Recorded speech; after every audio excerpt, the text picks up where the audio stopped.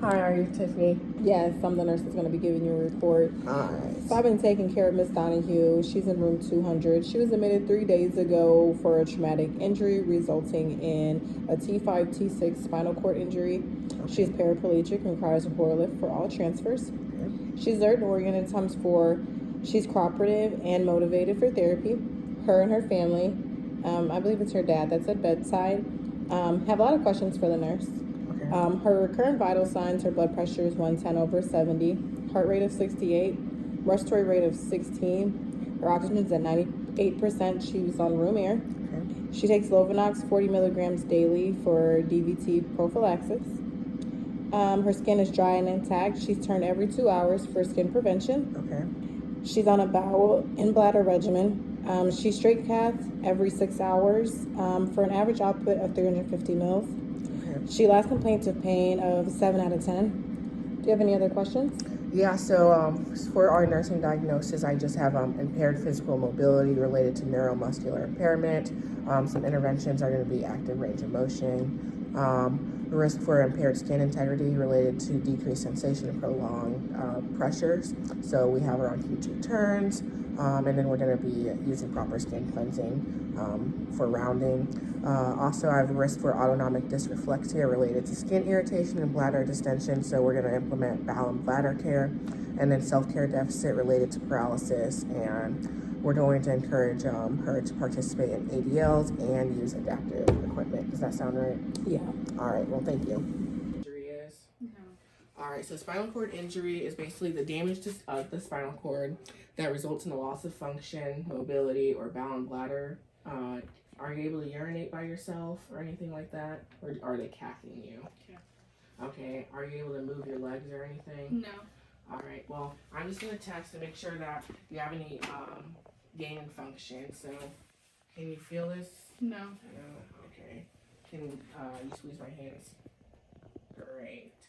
All right, I'm just going to take a listen to your lungs.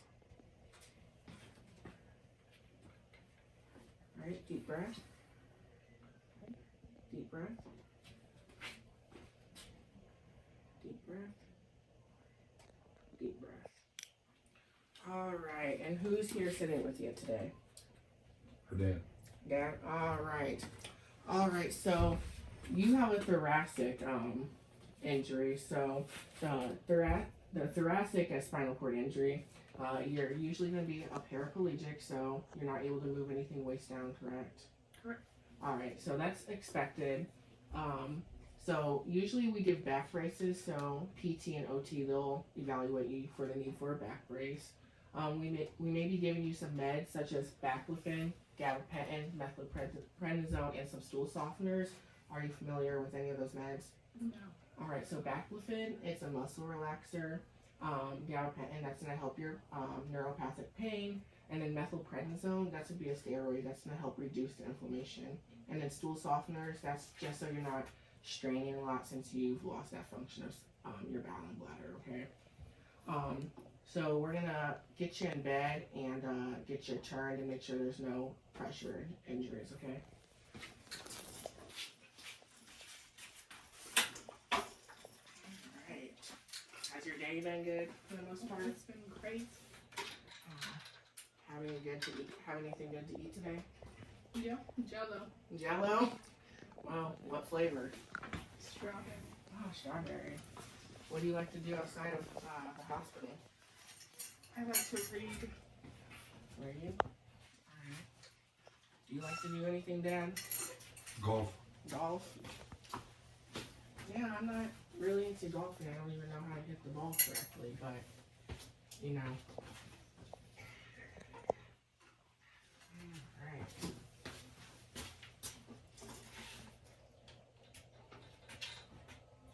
Alright, keep your hands in. Alright, and then there's also, luckily you don't have a cervical injury. It's pretty much the worst injury that you can think about. You're going to have paralysis, and I'll tell you some more about it in just a moment, okay?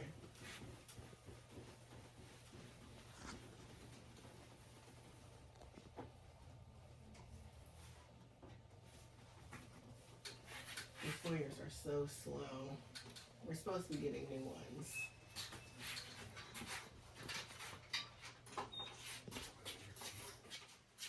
Alright, I'll help you with your legs.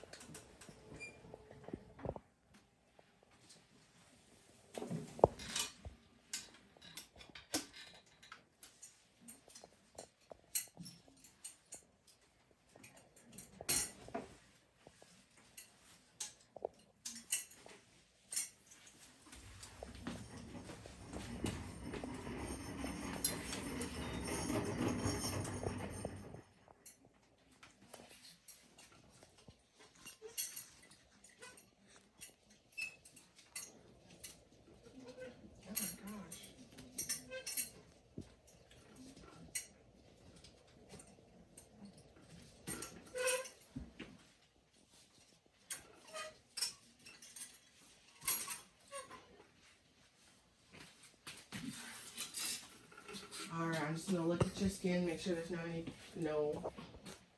any pressure injuries, okay?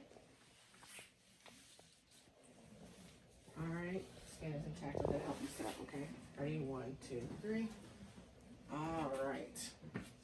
Now, as I was saying about cervical injuries, so you're gonna have paralysis, weakness, bilaterally to your arms and legs, and you only have, weakness and loss of sensation in your legs. So that's good. You may also experience shortness of breath due to injury to C1 and C4, bowel and bladder loss, autonomic dysreflexia, and Dad, you need to be cautious of this. If you see her blood pressure go up or her heart rate, tell us immediately, because that's a sign of autonomic dysreflexia. We try to prevent that by keeping her in loose-fitting clothes, making sure we're cathing her as ordered, and making sure that she's not straining when she's having bowel movements.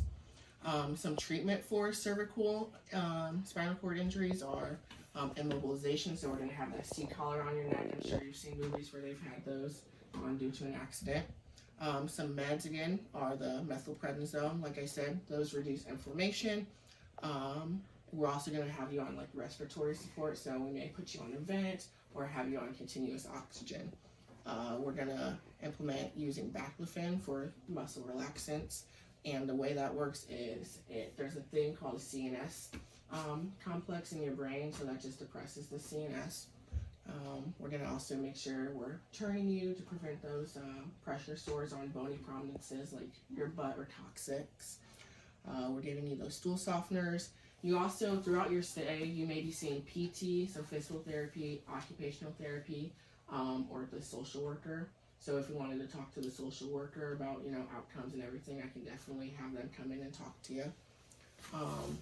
Now, if you were to have a lumbar injury, that usually affects L1 to L5 down in the lower back.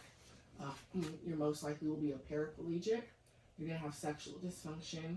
Some treatment of that includes immobilization with a lumbar brace. Also, you can have surgery of that lumbar part too. You might see a physical therapist, occupational therapist, or social worker. Some meds that we may give for those who have a lumbar injury is gabapentin, NSAIDs like ibuprofen to reduce inflammation, and then baclofen again. We also may give you duloxetine, so that's going to be, it's an SNRI, so it's an antidepressant, but it also can help with the neuropathic pain management. Do you guys have any questions so far? No.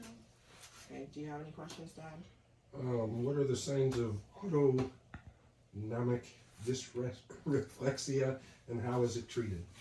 Okay, so it's treated by a wide variety of things, but we're going to be making sure we're looking at the blood pressure, seeing if your blood pressure is raised, and then low, so high blood pressure, we're looking for headache, vision loss, and then to prevent that, we're going to remove any tight clothing, because it's usually caused by sensory issues such as tight fitting clothing, because brain is sending signals that something's wrong. So that's why we're cathing you every 6 hours and giving you those stool softeners. Does that sound okay? Mm-hmm. All right. Well, if you guys have any questions, here's your call light, and let me know if you need anything, okay? Okay. Bye for now. Bye.